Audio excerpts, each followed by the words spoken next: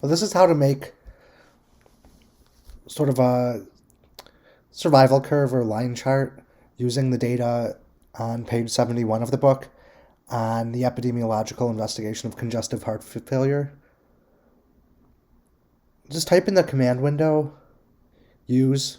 Use says that you use the data, and then remember I always save the data online for you. So it's heart.dta is the data that we're opening. This is the data from the chapter of the book, Case Study 4.1, Epidemiologic Investigation of Heart Failure. I just want to replicate the data in the book and then make sort of a survival curve of it using that data. So you just type use. Use opens the data. Heart.dta tells it where the data is. Comma clear. Comma clear just throws out whatever data there was in case you had something else in there.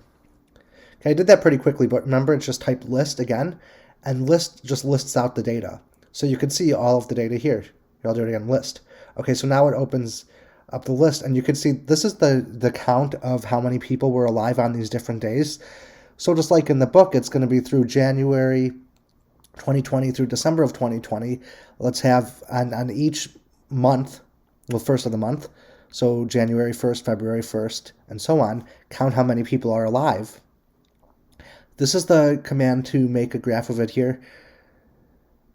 You can see that it started out with 10 people, so let's make the y-axis, the vertical axis, go from 0 to 10. And 1 just tells it to label it 0, 1, 2, 3, 4, 5, 6, 7, 8, 9, 10.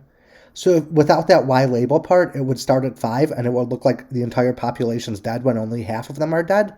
So I'm telling it y label 0 to 10, and then 1 in parentheses 0, parentheses 1, 10, label each of the 10 different things in increments of 1. So 0 to 10 increments of 1. You can see the date over here. So this is over time, sort of a survival where you start out with 10 people, and then you could see the population reducing as people are sort of killed off due to, in this case, it's congestive heart failure or COVID or whatever the disease happens to be. And then if you click edit, you could open the graph and edit it as usual.